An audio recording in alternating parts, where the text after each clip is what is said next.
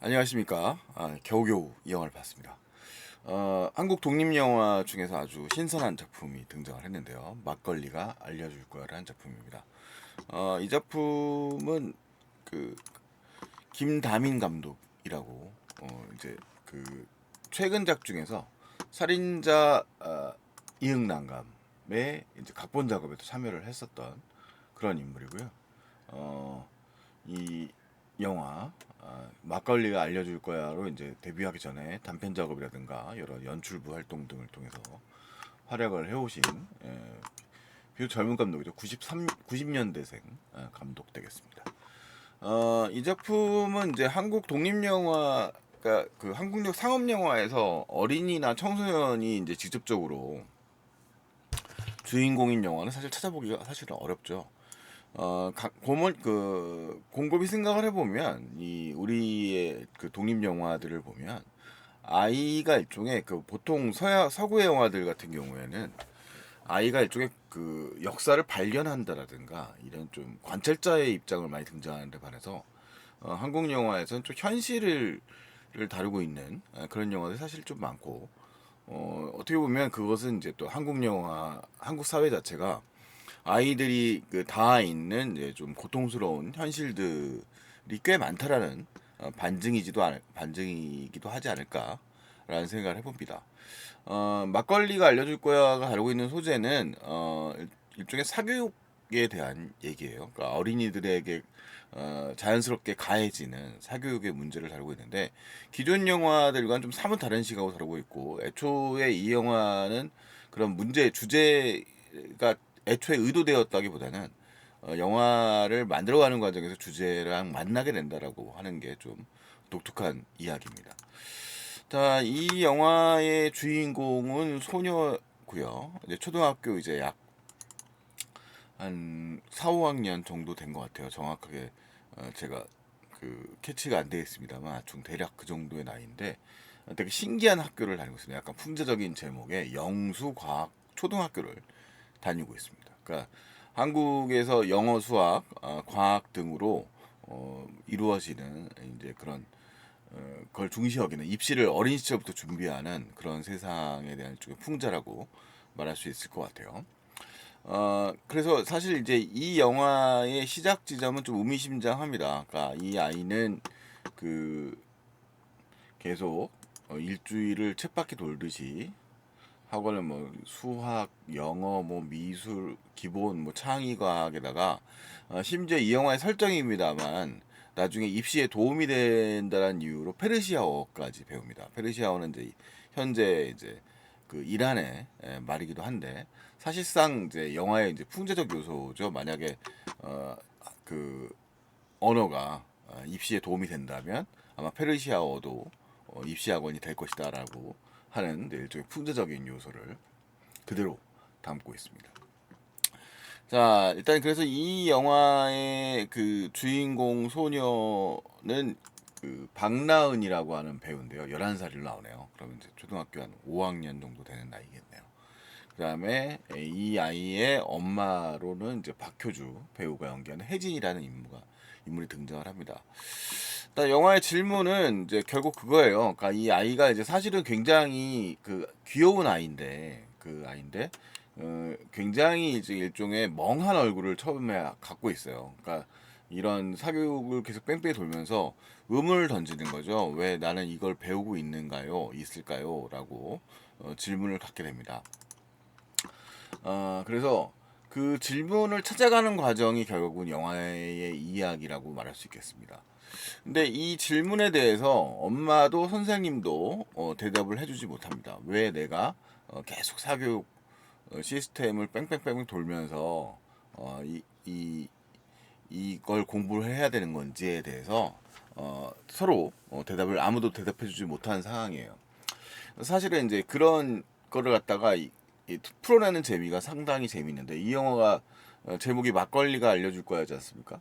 그 아이랑 가장 술 중에서도 가장 거리가 좀 멀어 보이는 느낌의 막걸리라고 하는 술. 그 다음에 이제 그, 이 사교육이라고 하는 문제. 그 다음에 이제 뭐 판타지적 요소들 같은 것들이 막 섞여서 이야기를 풀어나갑니다. 그래서 이거는 어떻게 보면 이제 그 시선이 이 현실에 대한 좀 고발적인 이야기들이 나오면서 동시에 이제 그 아이의 상상력을 발휘해서 풀어나가는 그런 또 이야기의 투루기가 구성이 됩니다. 근데 보면서도 관객 입장에서 보면서도 이 아이를 둘러싸고 있는 삶이 숨이 막히더라고요. 그러니까 이 박효주 배우가 연기하는 이 엄마가 보고 있는 책은 내성적인 우리 아이의 잠재력을 끌어내 읽게 하자라고 해요. 근데 이 영화가 좀 사뭇 다른 지점은 뭐냐면 뭐 상당히 수작인 뭐 인권 영화인 정기 여기 사등 같은 영화 있죠. 사등 같은 영화에서도 엄마가 이제 욕심을 부리는 존재로 묘사를 해서 약간 좀 엄마의 반성이 필요한 그런 영화처럼 보여집니다. 그러니까 교육의 접근 방식으로 보는 경향이 있습니다. 물론 시스템적인 측면의 문제를 고발하고 있습니다만 이 막걸리가 알려줄 거야는 상당히 위트 있는 영화예요. 근데 그 속에서도 이 엄마는 상당히 진지한 인물로 등장을 하고 엄마도 어떻게 보면 이 시스템 안에서 헤매지 못하고 오히려 회의하는 인물로 등장한다는 점에서 그 되게 좀 다른 접근 방식을 취하고 있다고 할 수 있습니다. 그래서 이 영화의 사실 좀 그 점이 기존의 영화들과 좀 다른 매력 포인트라고 말할 수 있는 부분이기도 하고요. 자, 어쨌든 영화의 트룩이 이야기의 그 구성이 상당히 흥미롭습니다. 영화에 보면 이런 공간이 등장을 하는데 이게 어쨌든 그 고예산이 들어간 영화는 아니니까요. 판타지 장면, 이 아이의 동춘이라고 하는 소녀의 상상 속에 있는 세계들을 갖다가 이제 보여주는데 11살 소녀에게는 그 학습지에 나타나는 캐릭터들이 이제 그 소녀의 일종의 고민 상담을 들어오는 친구의 역할을 해요. 그러니까 우리가 어린이의 세계 속에서 나와지는 일종의 상상 속의 친구라고 할 수 있는 캐릭터들로 이 캐릭터들이 등장하는 겁니다. 근데 아이러니하게도 이 아이의 세계를 구성하고 있는 것은 오직 학습밖에 없기 때문에 학습지에 있는 그 것들로 오고 그 다음에 이 아이가 이 이 괴물 캐릭터들은 이 아이에게 저항을 이야기하는 것이 아니라 그것을 사실을 현실을 받아들이고 수긍하도록 만들어주고 하는 그런 캐릭터를 담당합니다. 그래서 이 아이는 계속 질문을 던지고 그 질문에 대한 해답을 막걸리에서 찾게 됩니다. 그 막걸리가 그 일종의 발효 과정에서 누룩과 만나면서 이제 그 부글거리는 과정이 있잖아요. 그러니까 이 영화에 나오는 이 과정에서 그것을 모로스부호로 치환을 하고 그 엉뚱하게도 모로스부호를 갖다가 페르시아어로 다시 풀어나가면서 영화가 이제 그걸 이 아이 동춘이가 대화로 받아들이게 되는 거죠. 그 힌트가 되는 것들이 일종의 막걸리가 알려주는 게 이제 로또 번호라는 점도 재미있습니다. 예. 그것도 1등은 안 알려주고 4등은 알려주죠. 그래서 이제 이 나중에 프로젝트를 수행할 수 있는 자금 정도를 마련할 수 있게 해주는 그런 역할을 담당합니다. 영화는 그렇게 큰 캐릭터들이 많이 등장하진 않고요. 크게 봤을 때 부모의 모습을 전형적인 부모의 모습을 가지고 있는 혜진이라고 하는 인물과 그의 오빠이죠. 서울대 출신으로 나와요.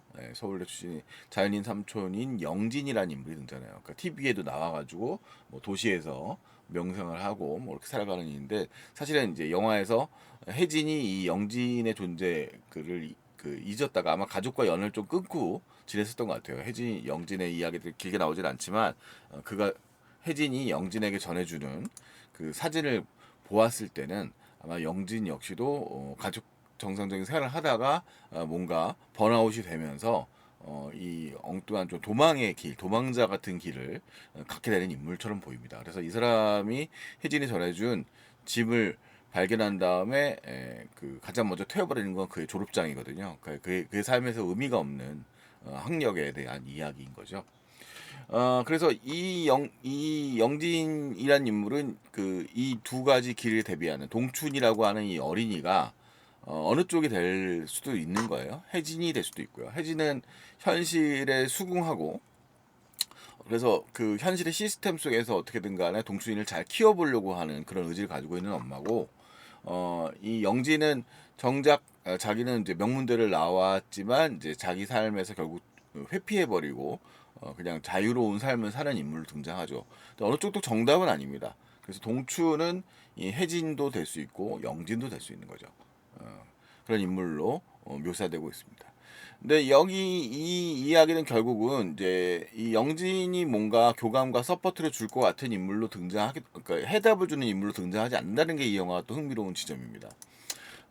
이 영화의 한 장면에 보면 이제 그 어쨌든 간에 메시지를 받고 이 동추는 이 일종의 프로젝트를 임무를 수행하기 위해서 막걸리와의 교감 또는 뭐 교감을 했다고 생각할 수도 있고 아닐 수도 있고요. 영화의 후반부에 가면 그것을 갖다 좀 더 이 동춘의 시각에서 이해하려고 하는 모습들을 보여주는데 어쨌든 이 해지 그 동춘은 동춘의 서포트를 해주려고 이제 막 도움을 주려는 인물로 잠깐 영진이 이제 만취한 영진이 등장했다가 결국은 가버리거든요. 그래서 결국은 이제 혜진 혼자 스스로 이제 답을 찾아서 해결을 해야 되는 상황이 되는 거죠.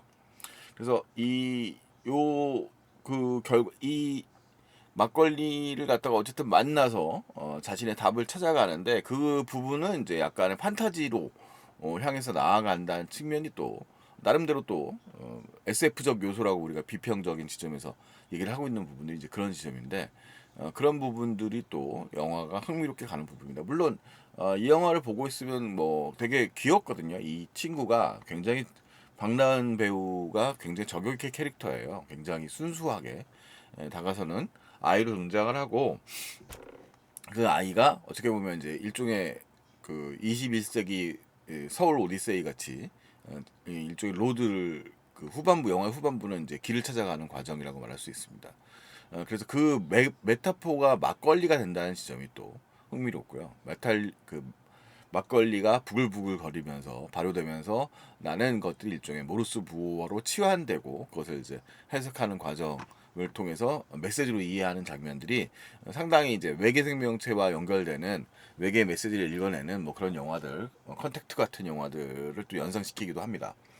자, 어쨌든 간에 이제 그런 게 나름대로 탄탄하게 짜여져 있어요. 그러니까 그 의외로 이 영화가 물론 직접적인 SF 영화라고 말하기에는 영화 자체가 그렇게 그 부분을 이야기하고 있다고 말할 수는 없습니다만 어쨌든 그런 SF적인 요소들을 이 아이의 상상력과 결합시키면서 상당히 설득력이 있는 이야기 구조를 가지고 간다는 것이 이제 흥미로운 부분입니다. 90분이라고 하는 러닝 타임이기 때문에 뭐 상당히 그 부담 없는 상영 시간을 가지고 있고요. 이 특히 이제 이 아까 말씀드렸던 동춘 역할의 박나은 소녀가 너무 설득력 있는 연기를 보여주고 있기 때문에 상당히 흥미롭습니다. 그에 비해서 또 톤은 달라요. 혜진이라고 하는 인물을 또 그렇다 배제하지 않고 이렇게 타자화하지 않고 혜진이 갖고 있는 고민의 지점들이라든가 그런 문제들도 또 전극 연기로 또 보여주고 있어서 이것이 희화화되지 않도록 영화의 밸런스가 상당히 잘 잡혀 있는 영화입니다. 막걸리가 알려줄 거야라고 하는 이야기가 그러니까 기발하면서도 하고 싶은 말은 다 잘한다는 건데 그건 상당히 뛰어난 연출력이라고 말할 수 있겠죠. 그래서 그 약간 블랙 코미디적 요소들이라든가 이런 부분들도 상당히 많고 아이러니한 부분도 상당히 많습니다. 그래서 결국은 이 아이가 사라지게 되고 그것에 대해서 이들 부모가 찾아가는 것은 상담 공간인데 그 초등학교 아이들에 대해서도 결국 학습지도 외에는 그 상담을 하는 과정에서도 학습지도 외에는 관심 없는 태도들이 이제 그 상담 대상으로 나오거든요. 정작 그 문제를 회의하는 것은 혜진이라고 하는 부모가 그런 고민들을 나눈다는 점이 또 영화에서 흥미로운 부분입니다. 사실은 이제 이 뭐 어떤 무슨 파격적인 뭐 해답을 놓고 있는 건 아니지만 한 번쯤은 우리의 그 학교, 우리의 교육 현실, 또 사교육에 얽매여 있는 이 현실에 대한 지점들을 좀 생각해 볼 수 있는 건 분명히 훌륭한 메시지라고 말할 수 있을 것 같고요. 그런 지점들을 이 막걸리라고 하는 메타포를 이용해 가지고 특히 아이의 상상력과 연관시켜서 설명한다는 점이 상당히 흥미로운 영화라고 말할 수 있겠습니다. 그래서 보다 보면 현실의 답답함을 느끼면서도 이야기 자체의 즐거움이 또 있는 영화라서 뭐 아주 고해산의 화려한 영화는 아니지만 한 번쯤은 좀 접해볼 만한 어떻게 보면 행복하면서도 함정이 씁쓸한 그런 영화라는 생각이 듭니다. 그래서 뭐 영화는 사실 좀 그 결말 부분은 좀 열린 결말 부분이 좀 되는데 뭐 그건 영화를 보시면서 한번 또 어떻게 다양한 결론을 내실 수 있을 거라는 생각이 들고요. 상당히 흥미롭게 이게 지극히 한국적인 현실이죠. 뭐 세계적으로 뭐 그 고학력을 추구하는 것은 세계적인 그런 현상이긴 합니다만 특히 이제 한국은 그 정도가 좀 심해서 어렸을 때부터 이제 교육에 지나친 투입이 진행되면서 아이들의 정서라든가 아이들에게 많은 좀 부담을 주고 있는 그 현실이기 때문에 일종의 사실은 뭐 사실상 아동학대에 가까웠다고 얘기할 수도 있을 정도로 심각한 부분인 것도 사실이기 때문에 한번 좀 생각을 해볼 만한 좀 얘기입니다. 뭐 무조건 누군가를 탓하기보다는 이 문제를 어떻게 좀 풀어나가야 될까라는 생각을 하게 만드는 그래도 그런 지점. 그러니까 영화가 직접적으로 주제를 확 던져버릴 수도 있는데 이 영화는 이제 일종의 그 상업 영화적 감각들 같은 걸 좀 유지하면서 어느 정도 거리감도 유지하면서 이야기의 재미를 추구하면서 그 주제 의식과 잘 밸런스를 맞춘 영화라는 생각이 듭니다. 막걸리 알려줄 거야 흥미로운 영화니까요. 한 번쯤 여러분들도 경험해 보시면 재밌을 것 같습니다. 11살 아이, 막걸리, 페르시아어 이걸 어떻게 연결할까요? 참 흥미로운 영화였습니다. 뭐 월요일에 충분히 그 상영관을 찾아서 좀 멀리 왔다 갔다 했었는데 갔다 온 보람이 충분히 있을 만한 영화였네요. 이상 소마 시네마고요. 또 새로운 영화들로 나중에 찾아뵙겠습니다. 안녕히 계십시오.